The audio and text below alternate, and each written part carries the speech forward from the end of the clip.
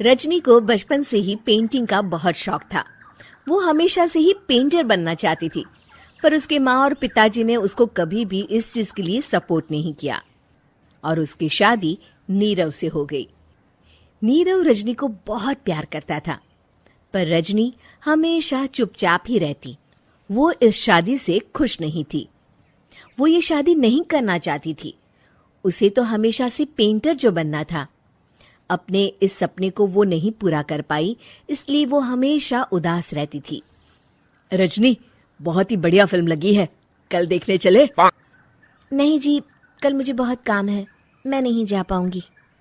अच्छा तो कोई बात नहीं, संडे को चलते हैं। देखिए, मुझे फिल्म देखना पसंद नहीं है। आपको जाना है तो चले जाइए।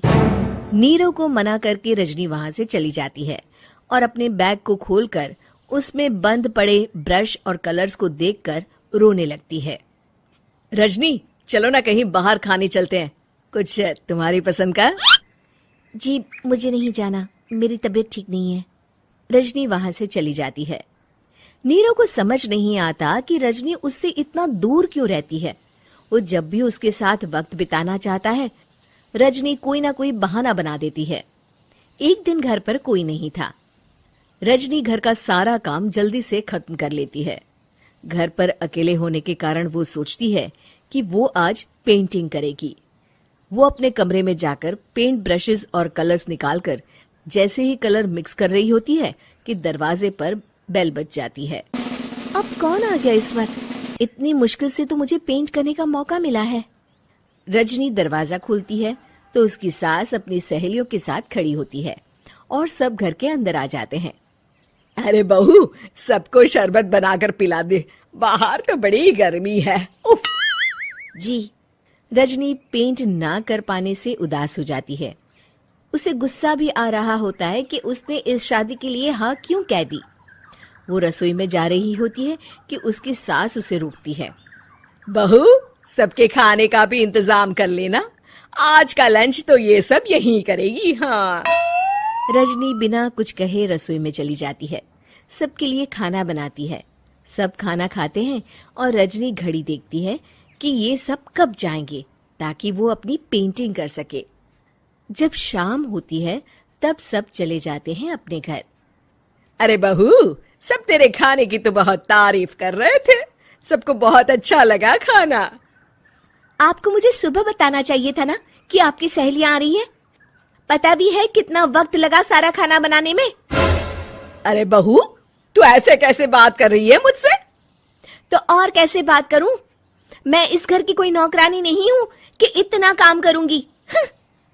रजनी अपने कमरे में जाकर दरवाजा बंद कर लेती है।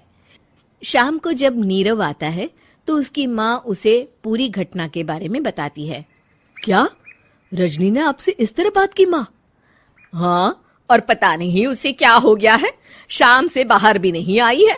मैंने तो कई बार आवाज दी, खाना भी नहीं खाया उसने। तू ही बात करके देख ले बेटा। नीरव अपने कमरे का दरवाजा खटखटाता है। रजनी, दरवाजा खोलो, मैं हूं। रजनी दरवाजा खोलती है और फिर वापस जाकर अपने बिस्तर पर लेट जाती है। रजनी, माँ से बात करने का ये क्या तरीका है? मैंने कोई गलत बात नहीं की है। अरे तुम क्यों ऐसे बर्ताव कर रही हो सबके साथ? क्या तुम इस शादी से खुश नहीं हो? रजनी कुछ नहीं बोलती। अरे बताओ मुझे रजनी, क्या ये शादी तुम्हारी मर्जी के खिलाफ हुई है?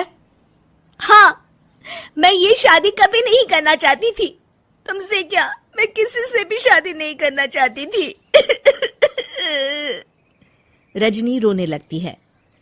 चुप हो जाओ रजनी, बताओ मुझे, तुम क्यों नहीं करना चाहती थी शादी? रजनी बेड के नीचे से अपने पेंटिंग्स, कलर्स, ब्रश, पेपर्स निकालती है। इतने में उसकी सास भी कमरे में आ जाती है।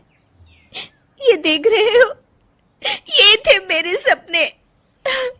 मैं पेंटर बनना चाहती थी, पर माँ पापा ने कभी सपोर्ट नहीं किया और मेरी शादी करवा दी। मेरे सारे सपने टूट गए। हर वक्त बस गुस्सा आता रहता है मुझे।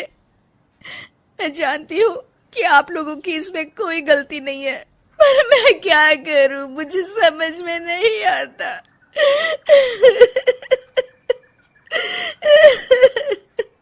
रजनी फूट फूट कर रोने लगती है। मुझे माफ कर दीजिए, आप दोनों के साथ मैं बहुत बुरा बर्ताव कर रही हूँ। अरे रजनी बेटा, चुप हो जाओ तुम। नीरव पानी लेकर आता है। ये लो पानी पियो और शांत हो जाओ। रजनी पानी पीती है और उसकी सास पेंटिंग्स देख रही होती है। अरे नीरव, हमें तो पता ही नहीं था कि हमारी बहू कलाकार है। अरे कितनी अच्छी पेंटिंग्स बनाई है, देखो तो। ये वाली तो मैं अपने कमरे में ले जाऊंगी। आपको ये पेंटिंग्स अच्छी लगी? अच्छी नहीं, बहुत अच्छी लगी।